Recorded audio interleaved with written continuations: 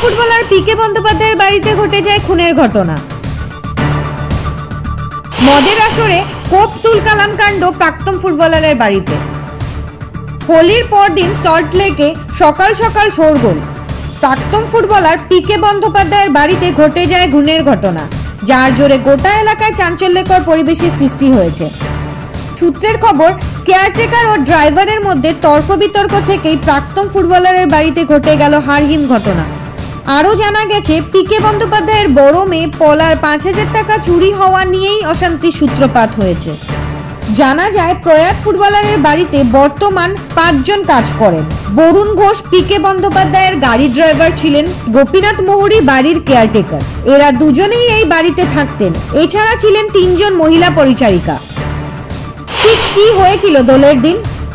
জানা যায়, ব্যাগ থেকে 5,000 টাকা চুরি যাওয়া নিয়ে পরিচারকদের সতর্ক করেন পিকে বন্দ্যোপাধ্যায়ের বড় মেয়ে পলা। সব পরিচারকদের উদ্দেশ্যেই তিনি ক্ষোভ প্রকাশ করে বললেন, 5,000 টাকা চুরি হয়েছে, যে নিয়েছে এটা ঠিক নয়।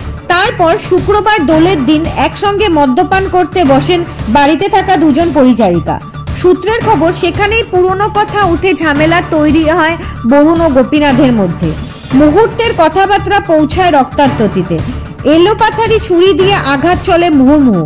এই বিষয়ে অভিযুক্ত বরুণ ঘোষের দাবি, আমি ওই ঘরে যাই নাই, ওরাই যায় ওই ঘরে, আমি আগে মারিনি ছুরি নিয়ে আমার গলায় আঘাত করে গোপীনাথ। প্রসঙ্গত, বরুণ প্রয়াত ফুটবলার বাড়ির ড্রাইভার। গোপী দীর্ঘদিন ধরে এই বাড়িতে পারফরম্যান্স খাটতো। গোপী প্রায় 15 বছর পিকে বন্দ্যোপাধ্যায়ের বাড়িতে কাজ করতেন। বরুণ এই তুলনায় নতুন, 8-10 বছর এই বাড়িতে ড্রাইভার হিসেবে কাজ করেন। এখন ঘটনার তদন্তে নেমেছে পুলিশ। এদিকে হোলির পরদিনই প্রাক্তন ফুটবলারের বাড়িতে ঘটে যাওয়া এই ভয়ঙ্কর ঘটনা গোটা এলাকায় চাঞ্চল্যকর সৃষ্টি ছড়িয়ে পড়েছে। পুলিশ মতিয়ানে রয়েছে পিকের বাড়ির সামনে। আদালতে নিয়ে যাওয়া হয়েছে অভিযুক্ত বরুণকে।